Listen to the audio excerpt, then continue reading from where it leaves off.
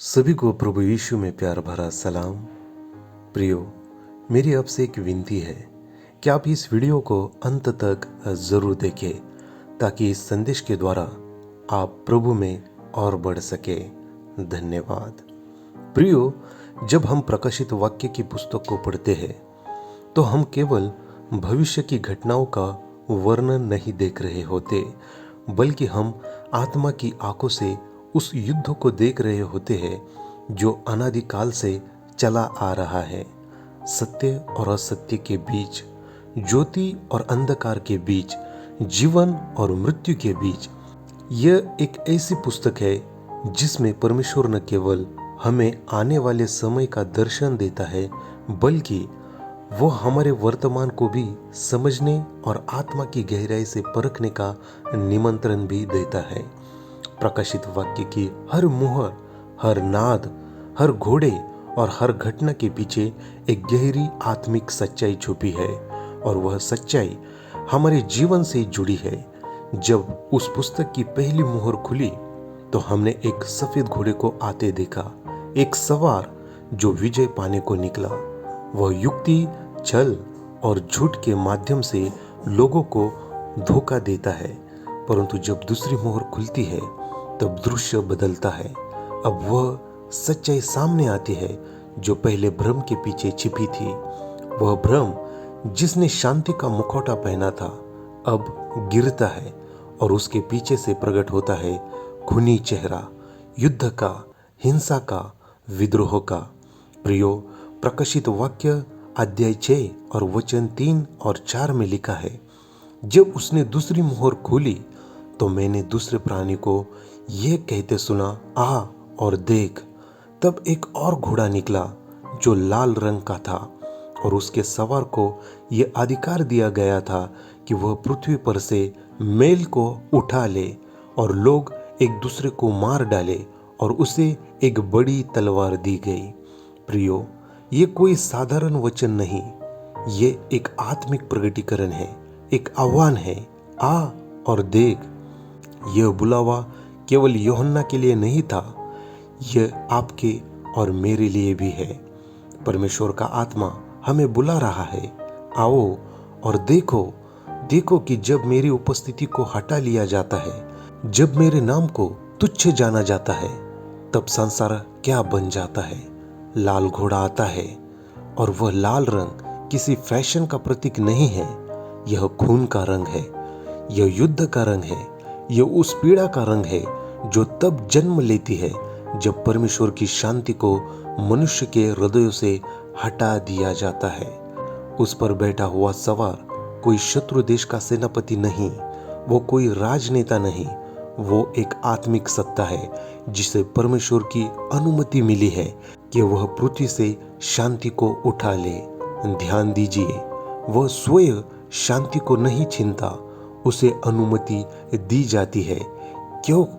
क्योंकि पृथ्वी के लोग स्वयं उस शांति को अस्वीकार कर चुके हैं। जब मनुष्य मसीह को अस्वीकार करता है, जब वह क्रूस की ओर पीठ फिराता है, तब वह मेल के स्रोत को त्याग देता है, और तब जो आता है वो है तलवार।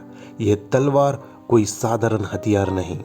प्रियो, ये केवल शरीर को घायल नहीं करती, ये आत्मा को घायल करती है, हर रिश्ते को चीर देती है, हर पड़ोसी को पड़ोसी के विरुद्ध कर देती है। यह समाज में अविश्वास को बो देती है, यह राजनीति को खूनी बना देती है, यह धर्म को हिंसा का औजार बना देती है। कल्पना कीजिए एक ऐसा संसार जहाँ हर एक व्यक्ति खुद को सुरक्षित रखने के लिए दूसरों पर शक करता है, जहाँ परिवार बिखर रहे हैं क्योंकि विश्वास की नींव टूट चुकी है, जहाँ माता पिता अपने बच्चों से डरते हैं और बच्चे अपने संभालने वाले को अपना शत्रु मानते हैं, जहाँ विवाह बंधन केवल एक कागजी अनुबंधन बन जाते हैं और प्रेम एक स्वार्थमय भावना में बदल जाती है। यह वह संसार है जहाँ लाल घोड़ा दौड़ रहा है। और क्या यह केवल भविष्य की बात है?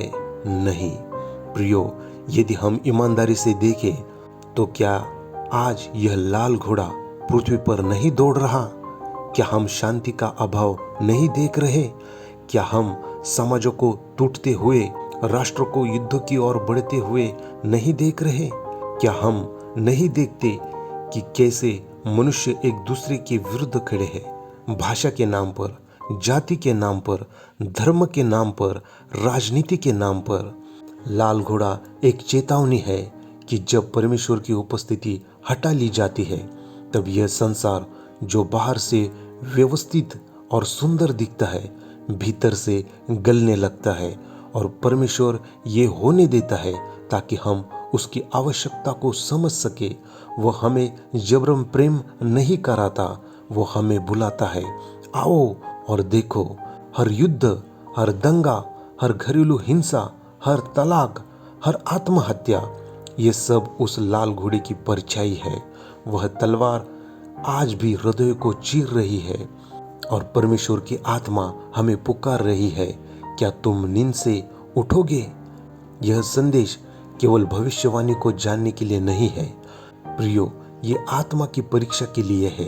यह आत्मा को पूछने के लिए है, क्या मेरे जीवन में भी कहीं ये लाल घोड़ा प्रवेश कर चुका है? क्या मेरे परिवार में, मेरे हृदय में, मेरे संबंधों में कोई तलवार चल चुकी है? क्या कहीं मेरी शांति मसीह के बिना एक झूठा मुखौटा बन चुकी है? यह मोहर हमें केवल संसार के विनाश की ओर नहीं ले जाती, यह हमें क्रूस की ओर भी संकेत करती है, क्योंकि जो लाल रंग इस घोड़े पर दिखता है, वही रंग हमें उस लहू की याद दिलाता है जो कलवरी की पहाड़ी पर बहाया गया था। वह भी लाल था, पर वह हमें जीवन देने के लिए बहाया गया था। लाल घोड़ा शांति को हटाता है, पर यीशु मसीह का लहू हमें शांति लौटाता है। लाल घोड़ा तलवार चलाता है, पर यीशु मसीह की दृष्टि हमें मेल देती है। लाल घोड़ा विनाश लाता है, पर यीशु मसीह उद्धार देता है। इसलिए यह वचन केवल डराने के लिए नहीं है, यह बुलाने के लिए है। यह बुलावा है उस मसीह की ओर लौटने का, जिसने वह तलवार स्वयं अपने ऊपर झेली ताकि हम बच सके। यह निमंत्रण है उस मेल की ओर जो केवल मसीह में मिलता है। यह पुकार है आत्मा की, आओ, लौट आओ। हे इज़राइल, हे खोए हुए जन, लौट आओ। प्रियो, आज भी वह द्वार खुला है, आज भी वह अनुग्रह उपलब्ध है, आज भी उस लहू की सामर्थ है। पर वो दिन दूर नहीं जब तीसरी मोहर खुलेगी और भूख, अभाव, असमानता पृथ्वी पर उतरेंगे, और फिर चौथी, फिर पांचवी, और ऐसी ही सब मोहरें खुलेंगी। फिर होगा न्याय। पर आज वह दिन है जब परमेश्वर की आत्मा बुला रही है, आ और देख कि मेरे बिना क्या हो जाता है। देख कि शांति केवल एक समझौता नहीं, वह एक आत्मिक स्थिति है जो केवल परमेश्वर की उपस्थिति से आती है। और यदि यह उपस्थिति आपके जीवन से हटा दी जाए तो तलवार का काम शुरू हो जाएगा। तो क्या आप जाग रहे हैं या अब भी आंखें मूंदे बैठे हो? क्या आप आत्मा की पुकार सुन रहे हो या उस दिन तक रुकोगे जब बहुत देर हो जाए? प्रियो, लाल घोड़ा दौड़ चुका है, तलवार उठ चुकी है, और परमेश्वर का आत्मा गवाही दे रहा है कि समय आ पहुंचा है जब हर व्यक्ति को निर्णय लेना होगा, क्योंकि यह केवल एक दर्शन नहीं, यह चेतावनी है, और चेतावनी के बाद आता है निर्णय। मिलेंगे अगले वीडियो में जहां हम तीसरी मोहर को देखेंगे। खुदा बाप इस संदेश के द्वारा आप सभी को आशीष दे। आमीन।